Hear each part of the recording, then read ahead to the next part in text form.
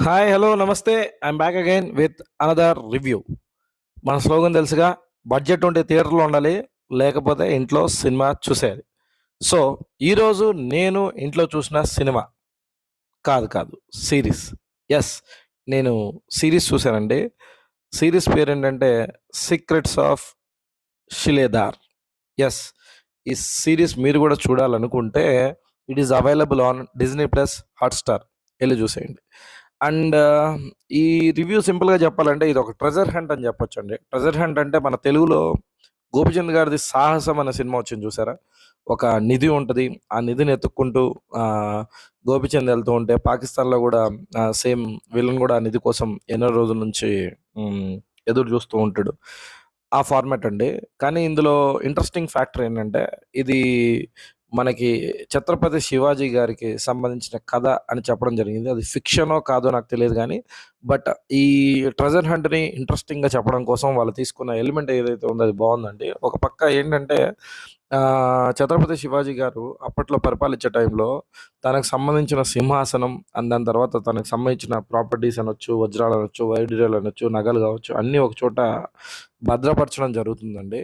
ఆ భద్రపరిచిన వస్తువులకి, సింహాసనానికి కాపలాదారులే మన శిలేదారులు అని ఈ సీరీస్ ద్వారా నాకు తెలిసింది. అండ్ ఎప్పుడైతే ఈ శిలేదారులు వాటిని కాపలా కాస్తుంటారో ఆటోమేటిక్‌గా opposite gang, I mean to say మన సినిమాటిక్ లాంగ్వేజ్‌లో చెప్పాలంటే విలన్స్ అండి. ఇంకొకరుంటారు గదా! ఆ నిధిని దక్కించుకోవడానికి ప్రయత్నం చేస్తా ఉంటారు. సో, ఆ విలన్స్ నుంచి ఈ శిలేదారులు ఎలా కాపాడారు ఆ నిధిని, ఫైనల్‌గా శివాజీ గారి యొక్క సింహాసనాన్ని ఎవరు దక్కించుకున్నారు? ఆ సింహాసనం యొక్క ప్రాముఖ్యత ఏంటి? అనేదే ఈ వెబ్ సీరీస్‌లో చెప్పడం జరిగిందండి. ఆహ్, హ్మ్, టోటల్‌గా 6 ఎపిసోడ్స్ ఉన్నాయండి. ప్రతి ఎపిసోడ్ చాలా ఇంట్రెస్టింగ్ ఉంది. అండ్ ఎళ్తున్న విధానం, ఐ మీన్ టు సే కథనం, అది చెప్పిన విధానం చాలా బాగా నచ్చింది నాకైతే. And definitely it's worth watching అండి. ఎందుకు ఆ మాట అన్నానంటే, మనకి ఇందులో బేసిక్ పాయింట్ ఏంటంటే ట్రెజర్ హంట్‌లో ఆటోమేటిక్‌గా మనకెక్కడో అన్నీ చూసినట్లే అనిపిస్తాయి. కానీ స్టెప్ బై స్టెప్ వెళ్తున్న కారణంగా మనకు బోర్ కొట్టదు. ఎందుకంటే ఒకదాని తర్వాత ఒకటి, ఒకదాని తర్వాత ఒకటి. కానీ ఇందులో ఈ సీరీస్‌లో నాకనిపించిన ఒక మైనస్ పాయింట్ ఏంటంటే, హీరోకి ఈజీగా అన్నీ దొరికేసినట్టు నాకనిపించిందండి. ఇంకోటొచ్చేసి ప్రతిదీ హీరోని ట్రాక్ చేస్తూ ఉంటాడు.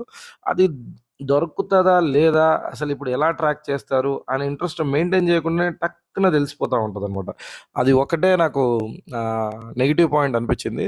అదర్ దాన్ దట్ సీరీస్ అయితే చాలా ఇంట్రెస్టింగ్‌గా కొనసాగిందండి.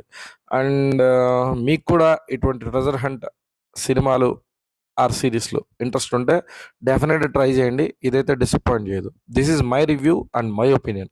మీకు కూడా చూసిన తర్వాత ఏమనిపించిందో కామెంట్స్ రూపంలో తెలియజేయండి. I will be waiting for your comments అండి. And this is it for now.